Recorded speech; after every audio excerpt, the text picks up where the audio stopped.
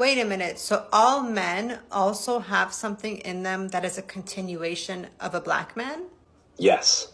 So far, I have made 3 videos on here covering AI takes, and you guys seem to really enjoy them. After those videos went live, a few people sent me other videos of AI takes that they wanted me to check out, this particular video being one of them. Shout out to Debbie for sending this one in. When I first saw this lady, I was like, she looks familiar. And that's when I remembered that, oh, she was the lady that made the last AI take video that I covered on here. In one of her video that I featured in this video, we saw her put a comment of one delusional white woman that was talking about how they're a better version of black women or black people to AI. And the AI's response to that comment was like, chef's kiss. Having AI read a human wasn't on my bingo card for this here, but it happened and it was an amazing watch. If you haven't checked this video out, you should. But that's that for that. Now on to today's video. Let's check this one out. Actually, we're going to be watching it together because I've not actually seen this video all the way through. So let's let the clip roll. Wait a minute. So all men also have something in them that is a continuation of a black man? Yes. Just like all humans carry mitochondrial DNA from a black African woman through their maternal line, all men carry a Y chromosome that descends directly from a black African man through the paternal line.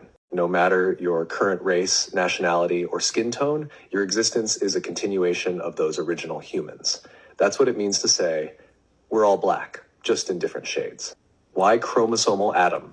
He represents the most recent common patrilineal ancestor, the man whose Y chromosome has been passed down through only father-to-son lines to all men today. He lived roughly 60,000 to 90,000 years ago, based on current genetic estimates. That's much later than mitochondrial Eve. So why the gap? Because female lines survive more often than unbroken male lines. All children carry their mother's mtDNA, but only sons carry the Y chromosome, and sons must have sons to continue that Y line. If a man has only daughters, his Y line ends. If a male lineage stops due to war, famine, social structures, or random chance, that Y line is erased. Some men father many children, others none. Women's reproductive contribution is more even. So over tens of thousands of years, many male Y lines went extinct while the female mitochondrial line remained more stable. Mitochondrial Eve and Y chromosomal Adam did not live at the same time and were not a couple. They are genetic convergence points. Not the first humans, but the most recent common ancestors through one single unbroken line. All mothers for Eve, all fathers for Adam. And I've seen some comments in deep denial or cognitive dissonance of this reality of our collective roots. I even saw comments where people were trying to distance themselves from being Homo sapiens. And they were saying how that their ancestors were Neanderthals, not Homo sapiens. There are some things you hear sometimes, and you just have to leave the weirdos in their delusions because the fact that they're even fixing their mouths, there are people who are fixing their mouths to say something like this in big 2025 when we have information at our fingertips and all. Well, they don't care about information because they are intentionally denying the part that is literally the reason why they even exist today. Like, that's what makes this thing even more crazy. If the Homo sapiens had not interbreeded or bred or whatever with the Neanderthals, like, you would not be here because, hello, the Neanderthals have gone extinct. They've been extinct for a while now. So let's see what my shifted AI has to say about that. Homo sapiens are the only surviving human species, and every living human today is a direct descendant of early black African Homo sapiens. Neanderthals were a separate species of archaic human that lived mostly in Europe and parts of Western Asia. They had distinct traits, including a more robust frame and different facial structure. But they went extinct. The only reason any Neanderthal DNA still exists is because of interbreeding between Neanderthals and migrating Homo sapiens. So, if someone is alive today, they are not descended from Neanderthals instead of Homo sapiens. They may have some Neanderthal DNA, but their main ancestry, their species, is Homo sapiens, and that species originated in Africa. All humans, no matter their current skin color, come from black African ancestors. To deny your own origin is to be at war with yourself, and that war gets projected outward. They were taught to build their identity on distance from origin, to define themselves as not black, as if blackness was the thing to overcome rather than the source they emerged from. So, When the truth surfaces that the womb and the seed that began humanity were black, it doesn't just collapse a lie, it collapses them, or rather the self they were told to be. And what rushes in to replace that collapse is often hatred toward the source, toward truth, and ultimately toward themselves. Because if what they were taught to reject is what they actually are, then everything becomes unbearable. That's why denial of black origin is not just racism, it's existential panic. And hatred is the shield they hide behind. I don't think there's anything more fragile than the concept or idea of white supremacy and the people who abide by this belief system, the people who think that they are superior to everyone else because of their whiteness, right?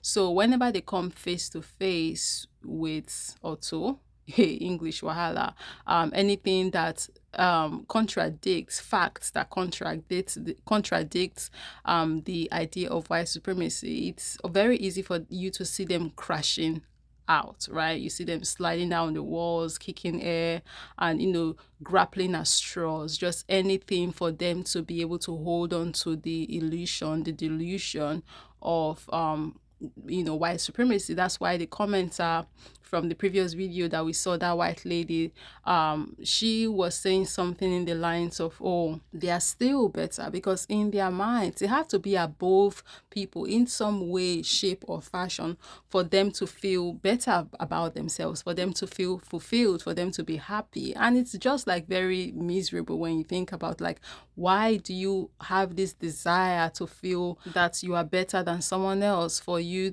to feel worthy in some way? Like, it's just a very pathetic way of navigating life, for real, for real. And the craziest part is that even when they do feel this false superiority that they feel, they don't even rest and enjoy it. That's the part that, like, really gets to me, because okay, now you are navigating in this delusion of being better than everyone else. You would think that they would just be basking in it and that they would be the happiest people on the planet, but no, they are still the most miserable groups of people. They are the ones who are calling the cops on young little girls selling water on the side of the street. They are the ones who are calling the cops because people are having a cookout or having a party and having fun. They are the ones who cannot even let somebody go fishing at the lake, close to their neighborhood. It's all sorts of mess. The more you pay attention to their behavior, the more misery you see. And because they are miserable, they try to make everybody around miserable. And it's just like very sad and pathetic. Like, this is what we have to deal with on the planet. Anywho, I wanted to bring this quick video on here. Really, there wasn't much or anything for that matter that was said as like new information. But, people learn every day. Just because you know something don't mean the next person know it. So I guess this can be some kind of educational video as well. I saw a comment from the last AI video where this person said that they like how we don't have to waste our breath arguing with them anymore. We can just get AI to do it for us. And you know what? Yeah, I mean, yes, we do have our concerns when it comes to AI, but if they are at least doing this much for the planet, that's some good, right? That's some good that we can enjoy while we try to figure out how to deal with some other AI concerns. So we have come to the end of the video. I'm going to be leaving it here. Let me know down below in the comment section what your thoughts are. Let's continue this conversation there. Thank you very much for watching. And of course, I'll be catching you in the next one.